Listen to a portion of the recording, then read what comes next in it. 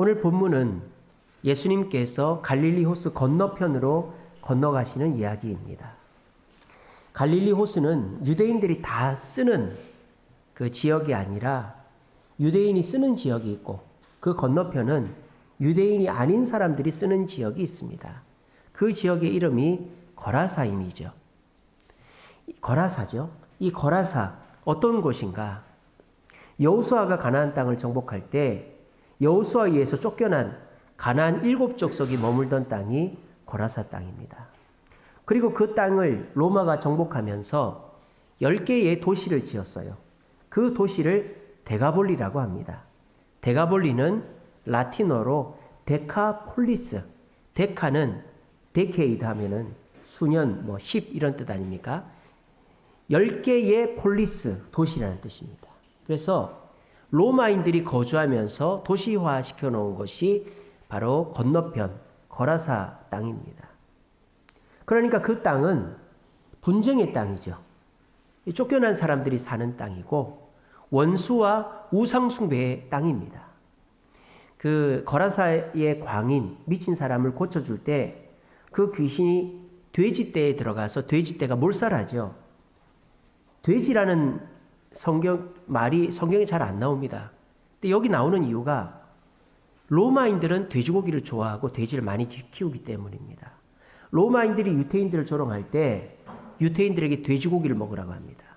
그리고 돼지로 제사를 지내라고 강요합니다. 그래서 거라사 땅이 로마인들의 거주 지역이었다라는 것을 알 수 있는 거죠. 그래서 이 거라사 땅은 유대인들과 원수되었던 땅이고 분쟁의 땅이고 돼지를 키우며 우상 숭배하는 유대인들이 건너가서는 안 될 땅입니다. 그런데 그 땅에 우리 예수님께서 건너가셨다라는 것이죠. 자, 예수님이 가시는 곳마다 사람들은 환영을 합니다. 왜? 예수님 먹을 것을 주시고 병을 고쳐주시고 귀신을 쫓아내주시고 심지어 죽은 자도 살려주시기 때문입니다. 그래서 예수님은 어디를 가나 환영을 받으셨는데 오늘 이 거라사 땅에 가서는 그 누구도 환영해 주지 않습니다. 왜? 이 땅은 유대인들과 분쟁의 땅이기 때문입니다. 누가 나옵니까? 광인, 미친 사람이 한 명 나온 거예요. 이 광인은 언제부터 미쳤는지는 알 수 없지만 그 광인을 제대로 치료하지를 못했던 거죠. 괜찮겠지, 좋아지겠지, 나아지겠지. 그러다 보니까 이 사람이 점점 상태가 나빠지는 겁니다. 집에 데리고 있을 수가 없는 거예요. 상태가 나빠져가지고. 그래서 무덤가에 고랑과 쇠사슬로 묶어놨어요. 그랬더니 어떻게 됩니까? 그것도 끊어버리고 동네 사람들을 괴롭히고 이산저산 한 곳에 머물지 못하고 불안하니까 마귀가 시킨 대로 여기 갔다 저기 갔다가 하는 광인이 있었어요. 근데 그 광인이 예수님이 갈릴리 호숫가에 나타나시자 나타난 거예요. 그리고는 뭐라고 합니까? 가시라고. 예수님 가시라고. 여기 오지 마시라고. 왜 저를 괴롭게 하냐고. 예수님을 거절하는 거예요. 왜? 그 땅은 7족속이 머무는 분쟁의 땅이니까. 그래서 이 광인이 가라고 하니까 우리 예수님이 어떻게 합니까? 그 귀신의 그 광인의 몸에 있는 귀신을 쫓아내죠. 그리고 그 귀신이 돼지떼에게 들어갔어요. 그리고 그 돼지떼가 몰살합니다. 그런 일이 있었어요. 그래서 그 광인이 나았어요. 그러면 사람들이 어떻게 해야 됩니까? 문제거리를 해결해 줬지 않습니까? 그래서 이제 더 이상 이 광인이 이 동네를 괴롭히지 않으니까 예수님께 고마워하고 우리에게 또 기적을 베풀어 달라고 해야 될 거 아니에요? 동네 사람들이 뭐라 그래요? 가시라고. 가시라고. 가라고 하는 거예요, 예수님은. 왜? 이 땅은 분쟁의 땅이고 예수님 그 유대인들과 원수된 지간의 땅이기 때문입니다. 그래서 예수님이 말없이 가십니다. 배를 타고 다시 건너편으로. 거기서 제대로 된 식사 한 번 안 하고 사람을 고쳐줬는데 그 식구들이라도 와서 고맙다고 해야 될 거 아니에요. 아무 인사도 받지 못하고 그냥 그 땅을 떠나가십니다. 그때 그 귀신 들린 사람이 예수님께 저도 같이 가면 안 돼요. 저도 데려가 주세요. 그런단 말이에요. 그때 예수님이 그래 가자. 네가 이 마을에 무슨 영화를 보겠다고 여기 있겠냐. 나랑 가자. 이렇게 하지 않으시고 5장 18절에 보니까 19절에 보니까 허락하지 아니하시고 그에게 이르시되 집으로 돌아가라. 너의 집으로 돌아가라. 주께서 내게 어떤 큰일을 행하사 너를 불쌍히 여기시는 것을 네 가족에게 알려라. 그렇게 했습니다. 그리고 예수님이 그 거라사 땅을 떠나가셨어요. 그 이후에 어떻게 됐을까요? 그 이후에 여전히 유대인들과 그 거라사 지역에 있었던 7 족속은 원수지간으로 살았을까요? 아닙니다. 성경이 나옵니다. 6장 53절입니다. 6장 53절. 예수님이 또 건너가십니다. 원수의 땅, 분쟁의 땅, 그 거라사 땅으로. 53절. 건너가 게네사렛 땅에 이르러 대고 배에서 내리니 분위기가 완전 바뀌었죠. 어떻게 됩니까? 사람들이 예수신 줄 알고 예수님인 줄 압니다. 그리고 어떻게 됩니까? 온 지방으로 달려 돌아다니며 예수께서 어디 계시다는 말을 듣는 대로, 그러니까 예수님이 가시는 곳마다 그 거라사 땅 사람들이 몰려옵니다. 병든 자를 침상에 메고 나오니 아무데나 예수께서 들어가시는 지방이나 도시나 마을에서 병자를 시장에 두고 예수께서 그의 옷가에라도 손을 대게 하시거늘 간구하니 손을 대는 자는 다 성함을 얻었다. 완전히 분위기가 바뀌었죠. 예수님이 처음 그 땅에 가셨을 때에는 미친 사람 하나 나와서 가시라고, 그 사람을 고쳐줬는데도 가시라고 그러던 사람들이 이제는 180도 바뀌어서 예수님이 오시자마자 환영하고 가는 곳마다 예수님이 환대를 받으며 병을 고치셨다라는 거예요. 이게 어떻게 해서 된 일일까요? 이제 이 마을 사람들은 예수님을 알고 믿게 되었다라는 거예요. 예수님이 처음에 이 거라사 땅에 가셨을 때에는 이 사람들과 화해하러 가신 거죠. 우리가 너희들을 쫓아내고 너희들에게 소홀했던 거 미안하다. 우리랑 잘 지내자. 내가 메시아로 왔으니 나를 믿고 천국 백성이 되라. 그런데 그 사람들이 뭐라고 그랬다고요? 가시라고. 여기 있지 말라고. 당신이랑 우리랑 무슨 상관이냐고. 지금까지 몇천 년을 남처럼 지내놓고 이제 와서 화해를 하냐고. 가시라고 그러는 거예요. 여러분, 화해가 뭡니까? 화해는 쌍방이 노력하는 게 화해죠. 그래서 나도 미안하다고 하고 나도 일정 부분 양보하고 상대방도 미안하다고 하고 상대방도 일정 부분 양보하는 게 화해죠. 화해는 서로가 서로에게 하는 거죠. 근데 오늘 이 거라사 땅에서는 화해가 성립이 안 됐죠. 예수님은 화해하러 갔는데 이 사람들은 가시라고 했단 말이에요. 화해가 성립이 안 됐어요. 그러니까 어떻게 됩니까? 화해가 불발이 됐겠죠. 근데 그렇게 되지를 않았어요. 나중에 이 사람들이 예수님을 환영하고 예수님과 그 거라사 땅 사람들은 화목하게 잘 지내게 되었다는 것입니다. 이게 어떻게 해서 된 일입니까? 예수님은 화해를 하신 게 아니라 뭐를 하신 겁니까? 그렇죠. 용서를 하신 것입니다.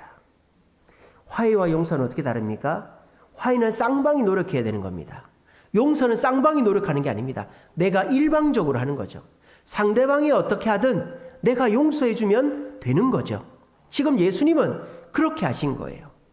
그리고 예수님은 그 용서의 씨앗으로 귀신에서 낳은 그 사람을 남겨놓고 간 거예요. 그래서 너희 가족에게 가서 네가 용서받고 귀신에서 해방되었다라고 알려라. 그러니까 그 가족들이 이웃들에게, 그 이웃들이 그 도시 사람들에게, 그 도시 사람들이 건너편 도시 데카폴리스 10개의 도시가 있다고 그랬잖아요. 건너편 동네 사람들에게 그렇게 하니까 예수님에 대한 소문이 쫙 퍼진 거죠. 그래서 그 용서가 열매를 맺고 그 지역이 예수님을 환대하게 되었다라는 것이 오늘 본문의 이야기입니다. 여러분, 원수는 화해해서 될 게 아니죠. 왜? 내가 화해한다고 그 사람이 받아주는 것이 아니기 때문입니다. 그런데 원수를 가깝게 하고 잘 지내는 방법이 있어요. 그게 뭐예요? 용서하면 되는 거예요. 처음에는 안 받아주겠죠. 처음에는 저러다 말겠지 이렇게 하겠죠. 하지만 거라사 땅에 그 광의를 남겨두고 예수님이 가셨듯이 내가 변함없이 그 사람을 잘 대해주고 예전과 다르게 대하면 반드시 나와 원수되었던 사람은 변하게 되었습니다. 그러면 어떻게 될까요? 모두가 행복해지는 그런 결말이, 이 거라사 땅에 맺던 결말이 저와 여러분들의 가정과 직장과 교회에도 임할 수 있는 것입니다. 12월 달은 성탄의 달입니다.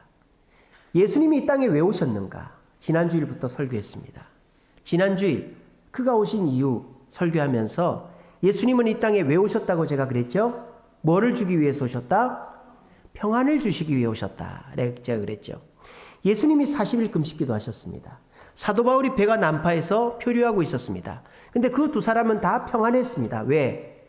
문제를 해결해야 평안한다라는 생각을 하지 않고 하나님과 하나님의 말씀에 집중했기 때문입니다.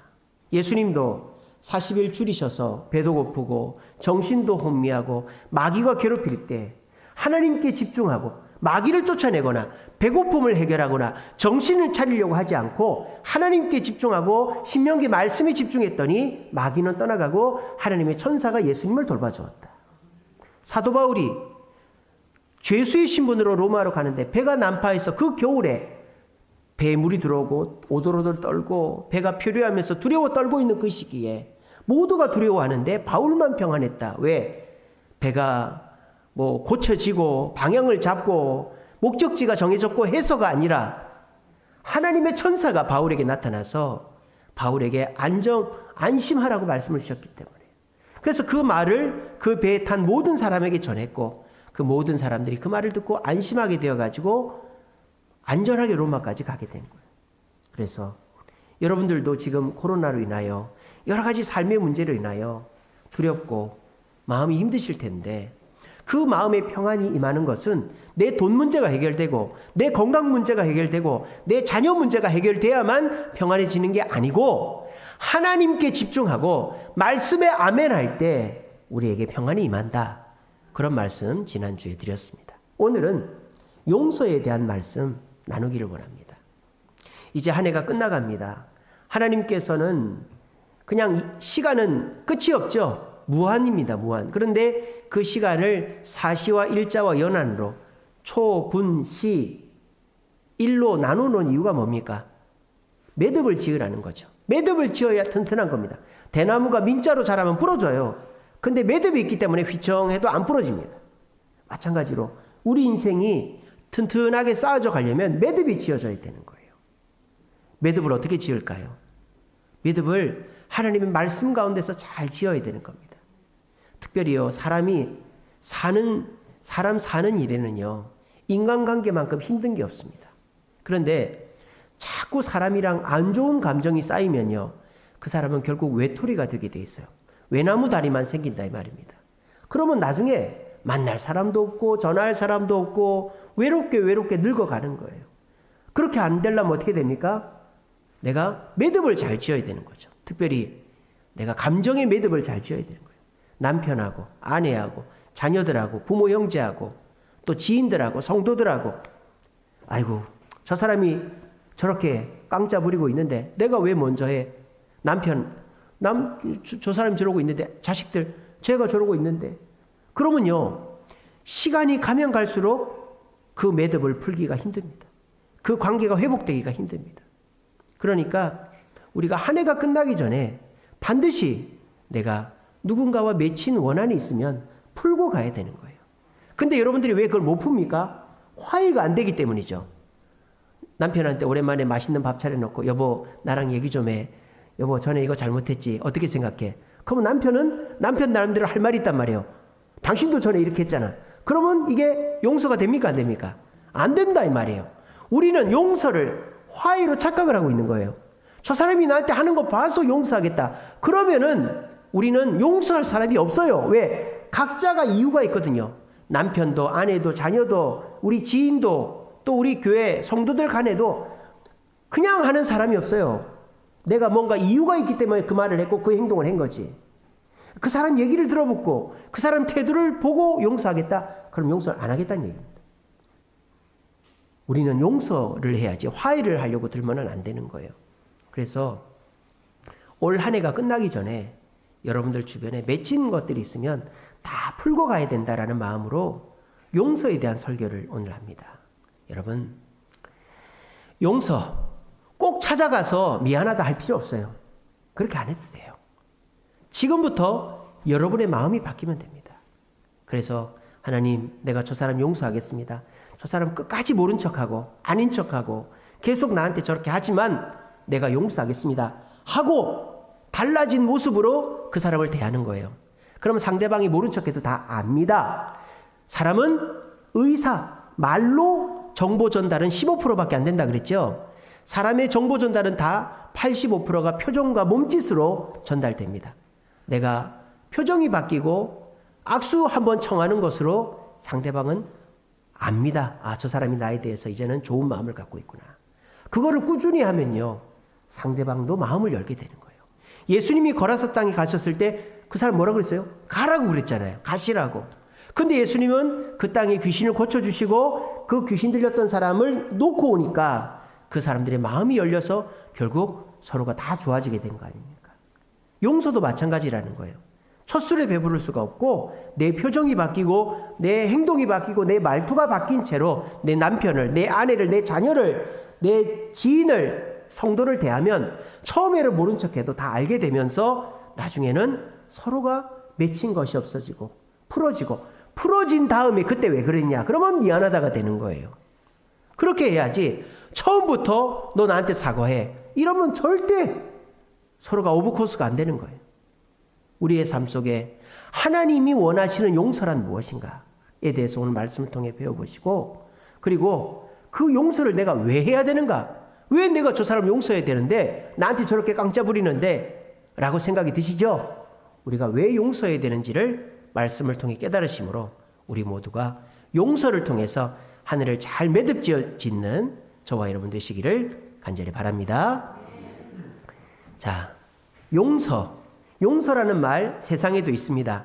용서라는 말 우리나라에도 있고 외국에도 다 있습니다. 근데 그 용서는 굉장히 범위가 작아요.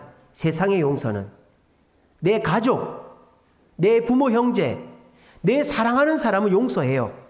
근데 남은 용서 안 합니다. 세상 사람들은. 특별히 원수는 보복을 해야 되죠. 복수를 해야 되죠. 원수를 용서하라는 말은 없어요. 아유, 목사님, 그래도 세상 안 그렇죠.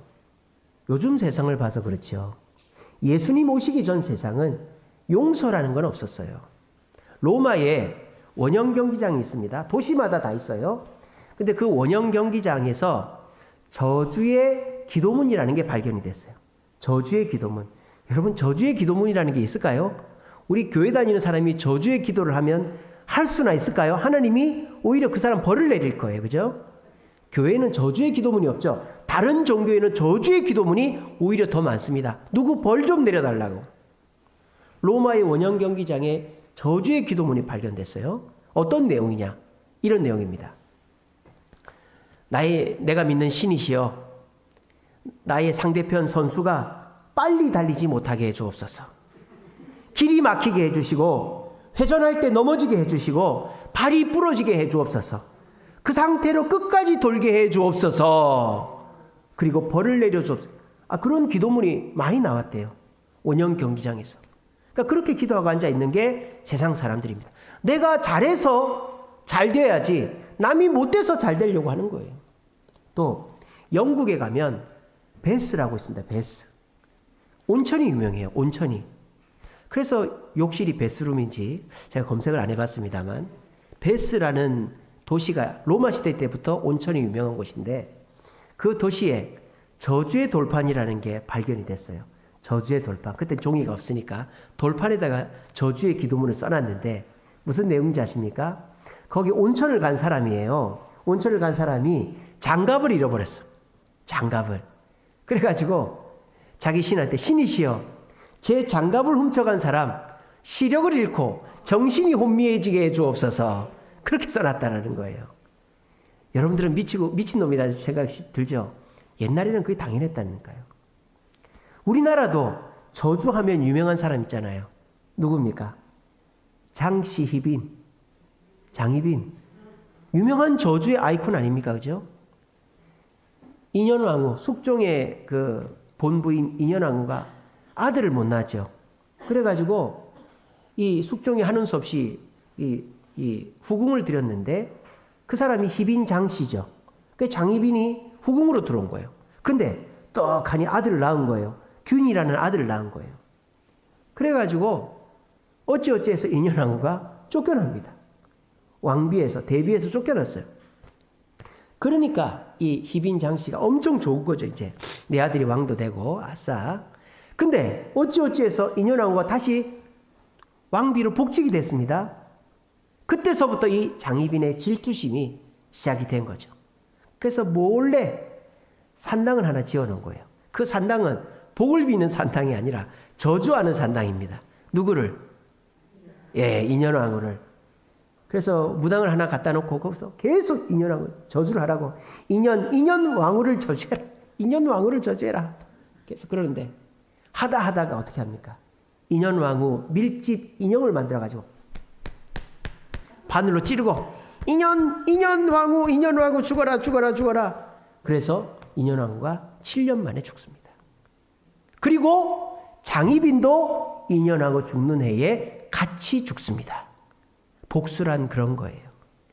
사약받아 죽는 거 아시죠? 안 먹으려고 했는데 떠먹여서 죽였잖아요. 이게 세상의 복수입니다. 지금은 예수님 오신 지 2000년이 지났기 때문에 이 세상은 복수하지 말고 용서하고 사랑하는 말이 보편화되어 있죠. 안나 아렌트라는 유대인 철학 교수가 있어요. 원래 베를린에서 태어났는데 수용소 생활을 하다가 미국으로 건너가 교수가 된 분인데 이분이 용서에 대해서 굉장히 강조를 하시는 분인데 이런 얘기를 합니다. 우리 기독교가 세상에 준 최고의 선물은 용서다. 그렇게 얘기를 합니다. 왜? 그 전까지 예수님 오시기 전까지는 세상에 참된 용서, 모두를 용서하라는 용서의 개념이 없었기 때문이라는 거죠. 그래서 지금은 원수도 용서하고 야당도 여당도 용서하고 살인자도 용서하고 그런 용서하는 사람한테 박수를 쳐주지만 옛날에는 용서하는 사람은 멍청한 사람이에요. 옛날에는 그래도 원수한테 자비를 베푸는 게 뭡니까? 동해보복법이죠. 눈에는 눈, 이에는 이. 내가 피해본 만큼 갚아주면 자비로운 사람이라고 칭찬 듣는 것이 옛날이었다 이 말입니다. 그래서 이 세상은 보복하라, 응징하라 이것이 보편적인 개념이었다라는 거예요. 근데 그 복수는 어떻게 되죠? 내가 누군가로부터 피해를 봤어요. 그 사람한테 복수를 해야 돼. 근데 그 사람은 나보다 힘도 세고 나이도 많고 권력도 있고 돈도 많아. 그럼 내가 어떻게 해야 돼요? 그 사람을 복수할 수 있는 돈과 힘과 능력을 키우는 거죠. 그러면 그때서부터 뭐가 되는 거예요? 내 일상은 없어지는 거예요. 내 가족은 없어지고 내가 돌봐야 될 자녀들은 내팽개쳐지고 나는 오로지 복수를 위해서 힘을 길러야 되고 그 사람을 복수할 방법을 생각해야 되고 돈을 모아야 되고 오직 인생이 복수에만 집중되는 거예요. 그러면 아내도 떠나가고 자식도 떠나가고 내 인생은 없어지는 거예요. 그렇게 해서 복수를 할 때에 내가 복수를 성공하려면 어떻게 해야 되느냐? 내가 그 사람과 똑같은 사람이 되어야 됩니다. 그래서요, 강력계 형사들을 보면 오해 말고 들으시기 바랍니다. 강력계 형사분이시거나 또는 강력계 형사 가족을 두신 분들 오해 마시기 바랍니다. 조직폭력배랑 비슷해진대요. 왜? 조직폭력배를 잡아야 되니까. 그 조직폭력배가 잘 때 자고 먹을 때 먹고 가는 데 가고 그 복장으로 살고 하다 보니까 자꾸 그렇게 닮아간다는 거예요. 그래서 내가 원수를 갚을 때가 되면요. 내가 원수를 갚을 수 있겠다 싶을 때가 되면 내가 그 원수가 돼 있는 거예요. 똑같이 돼 있는 거예요. 그리고 원수 갚는 것에 성공했다 칩시다. 그럼 어떻게 됩니까? 희빈장씨처럼 되는 거예요. 나도 보복당하는 거예요. 그게 보복이고 응징입니다. 그래서 뭐 중국 영화, 서부 영화 보면은 뭐 아버지가 억울하게 죽었는데 아들이 막 힘을 키우는데 결혼도 안 해요. 직업도 없어요. 그냥 거지처럼 살아요. 근데 오직 복수에만 막 생각을 하다가 기회를 잡아서 복수를 딱 합니다. 근데 그 부하들한테 죽거나 또 그 자식한테 죽거나 그게 복수, 그게 단골 소재 아닙니까? 그게 세상입니다. 근데 우리 예수님은 뭐라고 하십니까? 마태복음 5장입니다. 마태복음 5장 43절. 네 이웃을 사랑하고 원수를 미워하라고 세상은 가르치지만 나는 너희에게 이르노니 원수를 사랑해라. 예수님은 용서하라고 말한 적이 없어요. 여기 용서라는 말이 있습니까? 용서라는 단어도 없어요. 용서를 넘어서 뭐 해라? 사랑해라. 또 사랑해서 끝나는 게 아니에요. 그 뒤에 뭐라고 되어 있는지 아십니까? 44절 끝에 보면 박해하는 자, 원수를 위하여 뭐 해라? 기도해라. 야, 기도하래요.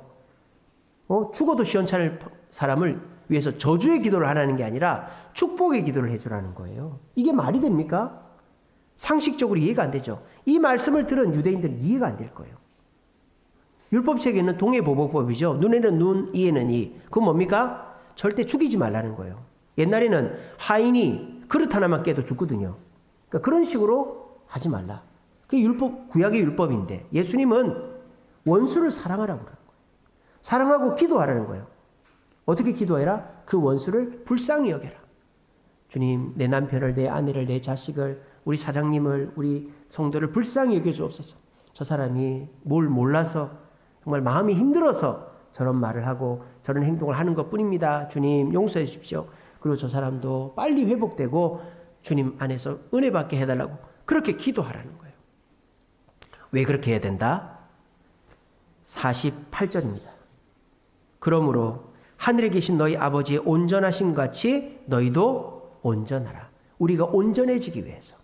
온전해지려면 용서를 할 뿐만 아니라 원수를 사랑해야 된다라고 우리에게 가르치십니다.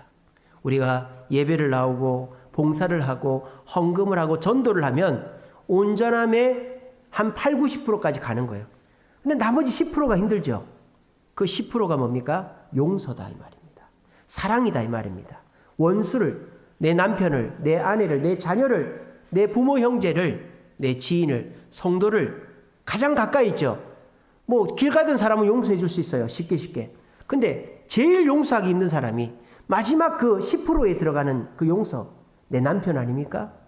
내 아내 아닙니까? 내 자녀 아닙니까? 내 가장 가까이 있는 사람 아닙니까? 그 사람을 용서할 때 우리는 온전한 그리스도인이 된다라고 주님은 말씀하고 계시는 겁니다.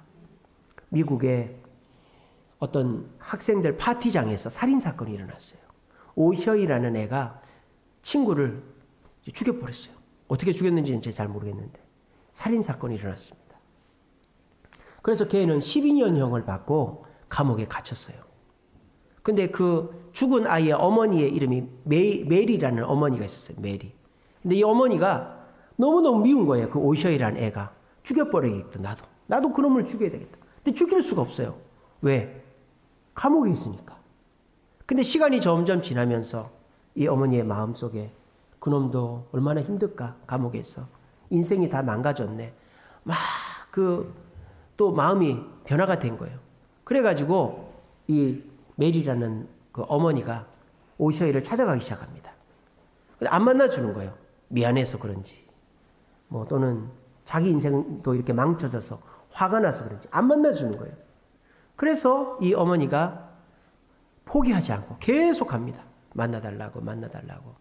그러니까 그 오셔이가 만나주는데 그 엄마가 나한테 욕도 안 하고 한두 번 그러는 게 아니라 계속 찾아와서 일관되게 잘해주고 하니까 이 오셔이도 마음을 열게 된 거예요.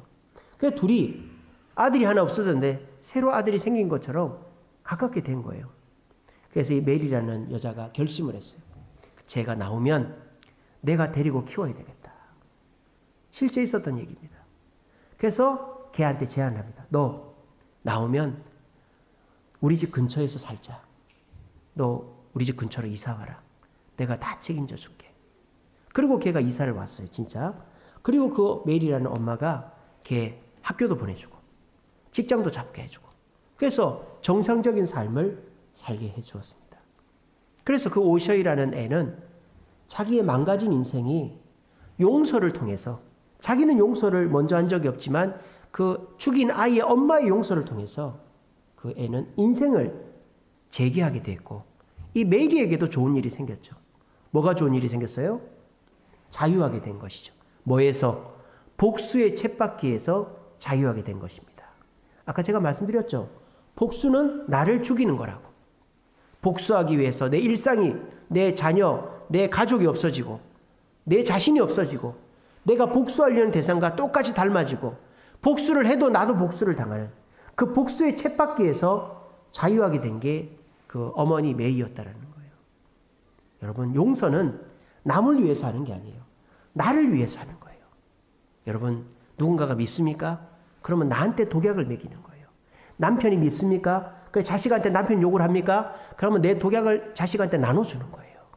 성도가 누가 밉습니까? 그래서 어떤 성도들 모아놓고 그 성도 욕을 합니까? 그럼 그 성도들한테 내 독약을 나눠주는 거예요. 여러분, 절대 욕하지 마시고 험담하지 마세요. 남한테, 특별히 남한테. 그렇게 하면 나 혼자 죽을 거 다 죽는 겁니다. 여러분, 용서는 나를 살리는 길이에요. 내가 살아야 될 거 아니에요. 그러면 목사님, 용서를 어떻게 해야 됩니까? 용서가 안 되는데요. 용서는 어떻게 해야 되느냐? forgive 하면 되는 거. forgive. forgive가 뭐예요? 영어로 용서하다가 forgive죠. 이 forgive는 for와 give의 합성어죠. for는 뭡니까? 어디를 향하여 이런 뜻이에요. 어느 쪽으로, 다른 데로 이런 뜻이에요. for you 하면 너에게 이런 뜻이지 않습니까? for는 다른 쪽으로, 어디를 향해 이런 뜻이고, give는 뭐예요? 주다라는 뜻이잖아요. 주다. 그러니까 forgive를 합쳐보면 뭐예요? 다른 데다가 내 마음을 주는 것, 내 분노와 내 원한과 내 복수심을 주는 것이 용서다 이 말이에요. forgive다 이 말이에요. 그러면 우리가 내 마음의 복수심, 분노를 어디다 주면 될까요? 어디다 forgive 하면 될까요? 하나님께 forgive 하면 되는 거예요. 아까 말씀드린 자기 아들을 죽인 그 어머니 메리가 기독교인이었어요. 예수님을 믿는 사람이었어요. 주일마다 교회 가서 가끔 한 번씩 용서에 대한 설교를 들 때마다 자기 아들이 생각나고 감옥에 있는 오셔이가 생각이 난 거예요. 그래서 용서하게 되었고 결과적으로 그 어머니는 복수에서 자유하게 되고 자기 인생도 되찾게 된 것입니다. 남아프리카 공화국에 넬슨 만델라라는 최초의 흑인 대통령이 있었어요. 그 사람이 27년간이나 감옥에 있었습니다. 근데 그 사람이 감옥에서 나오면서 이런 얘기를 했습니다. 미움. 감옥에서 나와서도 미움과 증오심을 갖고 있으면 다시 감옥에 들어가는 것과 같다라고 그랬어요. 여러분, 혹시 누구를 미워하고 계십니까? 가장 가까이 있는 사람을 미워하고 있습니까? 그러면 내 자신을 계속 감옥 안에 두고 있는 것과 똑같습니다. 우리는 용서해야 됩니다. 용서를 넘어서 사랑해야 됩니다. 누구도, 원수도. 왜? 예수님의 명령입니다. 그렇게 해야 우리가 아무리 열심히 해도 채워지지 않는 나머지 온전함의 10%가 채워지기 때문입니다. 성탄의 달 12월, 우리 예수님은 우리가 예수님 환영하지도 않았는데 마구간에서 태어나셔서 소년가장으로 30년까지 사시다가 3년 동안 온갖 고생하시고 십자가에 달려 돌아가셨습니다. 지금에 와서야 우리가 그 예수님의 사랑을 깨닫고 예수님 앞에 나아가게 된 것이죠. 예수님이 먼저 우리를 용서하셨듯이 여러분들도 여러분의 남편을, 아내를, 자녀를, 지인을, 성도를 용서할 수 없을까요? 용서가 안 되거들랑 기도하세요. forgive 하세요. 주님께 내 마음을 던져버리세요. 그러면 용서가 됩니다. 어느 날부터 마음이 편해집니다. 그리고 전혀 그냥 미안하다 말할 필요도 없어요. 그냥 달라진 표정과 행동과 말투로 그 사람을 대하면 그 사람이 언젠가 내가 용서했다는 거 알게 되고 변화되게 될 거예요. 우리 주세움교회는 맺힌 것 없기를 바랍니다. 외나무 다리가 없기를 바랍니다. 올 한 해 모두 용서할 사람들 찾아가서 용서하고 서로 화해하면 제일 좋겠지만 내 마음으로 용서해서 2023년도에는 용서를 통하여 하나님의 은혜가 넘쳐나는 저와 여러분들 되시기를 간절히 바랍니다.